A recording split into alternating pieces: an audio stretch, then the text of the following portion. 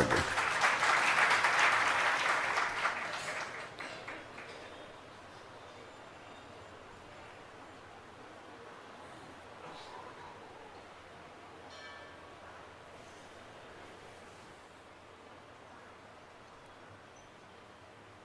પરવરની અંદર કીર્તનનું રેકોર્ડિંગ ચાલતું હતું. એમાં એક કીર્તનની કડી,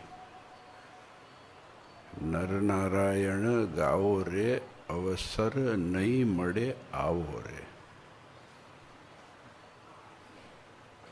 આનાથી વધારે હવે શું કહેવાનું? સિદ્ધને ભટકો છો મત પંથ મારેલો. આ બધું કેટલું બધું છે. આમ બધું જોવા જઈએ ને તો પછી આપણે ગોટાળે ચડી જ જવાય છે. એ બધું અમને મન સ્વામી કીધું એટલે હવે એને ફરીથી નહીં કહું. ધર્માદાની વાત અગત્યની છે, કારણ કે મારી વાત નથી, એ મહારાજની આજ્ઞામાં આવે છે. હમણે 2, 4, 5 દિવસ કે અઠવાડિયા પહેલાં કોક આવ્યું હતું તો મને કીધું કે નોટબંધી થઈને ત્યારથી ધર્માદાની તકલીફ થઈ છે. એટલે મને કંઈ સમજણ જ ના પડી. નોટબંધીમાં કોઈને કોઈ તકલીફ પડી જ નથી એવું મેં તો સાંભળ્યું નથી. મહેશભાઈ પડી હતી કોઈને? આમાં તો બધા જો નાનાથી મોટા સુધી બધા છે, પણ દાનતમાં તકલીફ ના પડે એ જોવાનું છે.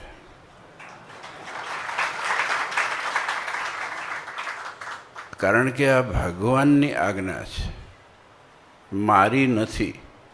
આ મહંતની નથી, સંતની નથી કે હરિભગતની નથી, આ મહારાજની આજ્ઞા છે. આમાં હુંય ફેરફાર કરી શકું એમ નથી. 212 શ્લોકની શિક્ષાપત્રીમાં 212.5 નથી કોઈ કરી શક્યું, નથી કોઈ કરી શકવાનું. Full stop. આ સીધી વાત છે. આપણે બધાએ મોટી મોટી વાતો કરીએ, પણ જો શક્ય હોય એટલી મહારાજની આજ્ઞા પાડવાનું પડે. અને મેં એમને વાતે કરી હતી વચ્ચે, આ બધી વાતો નીકળી ત્યારે મેં કીધું તમે ધર્મ તો કાઢો ને પછી દાન બાન આપશો કે ના આપશો મને ચિંતા જ નથી. કારણ કે જો આ આંગણ અહીંયા આપણે ચલાવીએ છીએ, બાળકો જેને મા બાપ ના હોય એના માટે, એમાં તમારા પાસે કોઈ ખરડો નથી કરેલો, બહેનો અને ગાદીવાળા એ સાચવે છે, તો એ આખું બધું ઊભું કર્યું 17, 20, 25 કરોડનું, એ બધું આ ગલાપેટીમાંથી જ થયેલું છે. આ બધી પ્રોપર્ટીઓ આવે છે, નવા જે પ્રોજેક્ટો આવે છે, આ ગલાપેટીમાંથી આવે છે. તમે જે અહીંયા આપો છો એ પાછું તમને આપવાનું છે. મેં 1000 વખત કીધું છે. જે હરિભક્તોનું છે એ હરિભક્તો, આ દેવનું છે ને દેવનું છે તો દેવના હરિભક્તો હોય એને પાછું આપવાનું છે. આ સીધી વાત છે. ગઈકાલે 2-3 મહેમાન આવ્યા હતા ને, મારી વાત નીકળી એટલે પછી એ બધી ધાર્મિક સમજણવાળી ચર્ચા કરતા હતા કે આ બધું કેવું હોય શું હોય. મેં કીધું અમારે એટલું છે કે કમર્શિયલાઇઝેશન ધર્મનું કર્યું નથી. અમે ધંધો ચલાવતા નથી.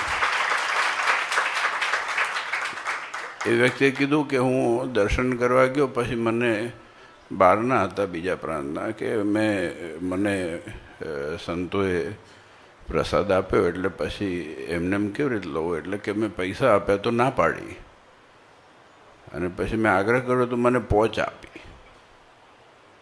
તો મને કે આવું કેવું? મેં કહ્યું આવું ના હોય તો પછી બદલી થાય.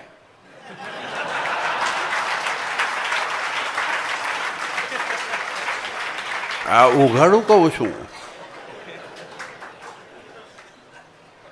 કાં તો કંટાળીને મૂકે ને કાં તો વાંકમાં બદલે, પાછું બીજું ના થાય.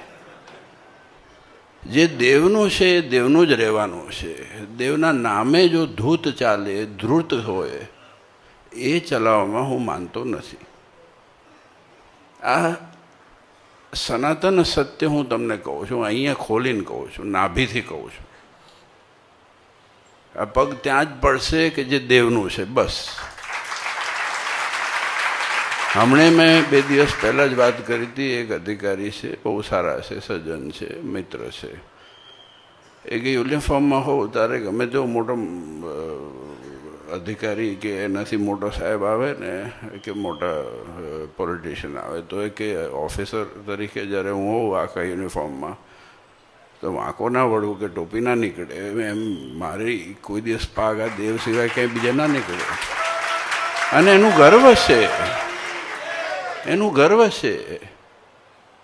કેમ આપણે ના રાખી શકીએ?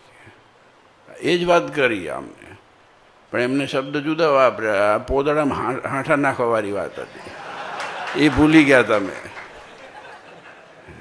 આ ઝાલાવાડ કાઠિયાવાડ બધામાં વપરાય છે. તમે બીજે જતા રહ્યા. હું કોફી પીતો હતો ને, માનસ્વામીને પીવડે એટલે એની અસર આવી હતી. પણ સાચી વાત છે, અને સાચી વાત કહેવામાં બીક નથી.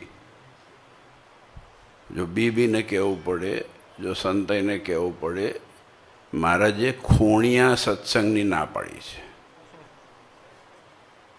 આ બાજુ આવો તો આપણે જરીક વાત કરીએ. ભાઈ અહીંયા બે ને સીધો આ સભા મંડપ શેના માટે કર્યો છે?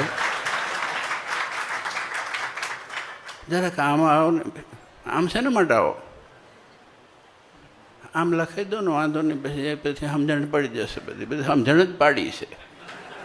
દુકાનો નથી ખોલવાની, ભગવાન દેખાડવાના છે. ભગવાનનું છે એ આપણું છે. બાકી દુકાનો માટે તો દુનિયા ચાલે છે. અને આજે તમે દુકાનો અને મકાનો ધંધો ચલાવો, તમે જાણો કેમ ચાલે છે. આ દેવના રૂપિયે દુકાનો નહીં ચાલે, આંતેડા ફાટી જશે. આ વાસ્તવિકતા છે. અને હું ચોખ્ખું કહું છું, આ બધા સંતો બેઠા છે, અમે સામને મેં કીધું છે, હરિભક્તોને કીધું છે. મેં કીધું આ દેવનો રૂપિયો જો ખોટી રીતે અંદર આવ્યો ને અમારામાં તે, તો આંતેડા ફાડીને લોહી કાઢશે. બીજા ગમે તે હશે, દેવનો રૂપિયો એ દેવનો જ રહેશે, અને દેવના અર્થે અને દેવના આશ્રિતને અર્થે જ વપરાશે. અને એની ખુમારીને ગર્વ છે, અને એ રહેશે, રહેશે ને રહેશે. આજે એ સિદ્ધાંત ઉપર ગર્વ છે. નારાયણ દેવ દેશ ગાદી, જે દેવ સિવાય ક્યાંય આગી પાછી થશે નહીં, અને કોઈને થવા દેશે નહીં. એ સિદ્ધાંતમાં બાદ બાકી હું કરવાનો નથી. એ મેં પહેલા દિવસે કીધું હતું, જ્યારે મને બાપજી અહીંયા બેહાડ્યો ત્યારે. અને એ છેલ્લો શ્વાસ હશે ત્યાં સુધી કહીશ. અને એ મને ખબર છે કે હાથ પેઢીથી ચાલતું આવ્યું છે. બીજી 700 આવશે ને તોય ચાલશે. દુનિયાને જે કરવું હોય કાંઈ, સત્સંગ વધે છે ઘટે છે, મારી ઈચ્છા એ કરીને ભગવાને કીધું છે. આપણે શું કરે, બધું માથે લઈને ફરીએ છીએ. આમ થયું છે, તેમ થયું છે. નથી કરવું અમારે. જેટલું થાય એટલું આપણે પ્રયત્ન કરવો. બાકી આ જગતની અંદર બધું ચાલશે. કમર્શિયલાઇઝેશન આ મંદિરમાં કે આ સંસ્થામાં કે નારાયણ દેવ તાબા નીચે ક્યાંય થશે નહીં. અમે ધંધો નથી ખોલતા. અમે દેખાડીએ કંઈ ને કરવાનું કંઈ, એ અમને આવડતું નથી. નહીં તો અહીં બેઠા જ ના હોત,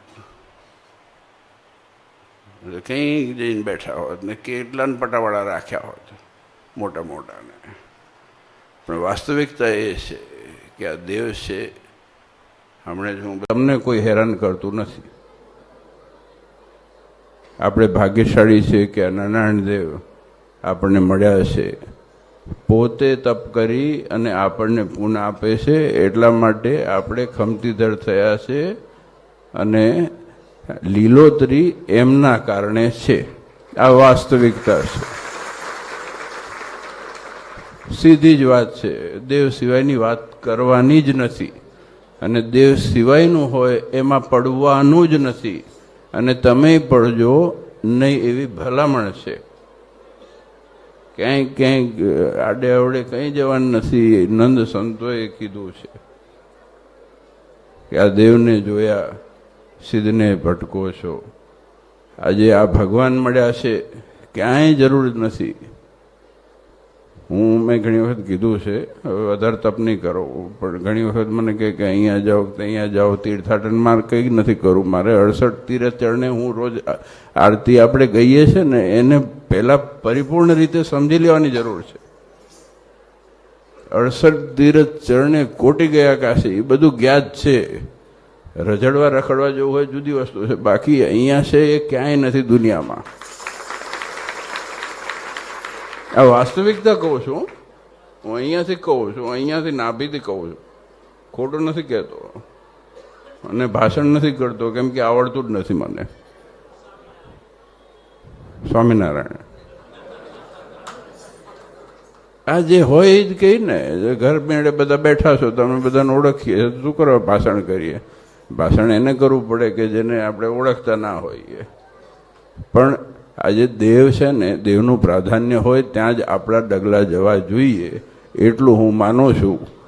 દેવ સિવાય જ્યાં પણ ડગલા પડે એટલે સમજી લેવું કે આપણા ડગલા ખોટા છે.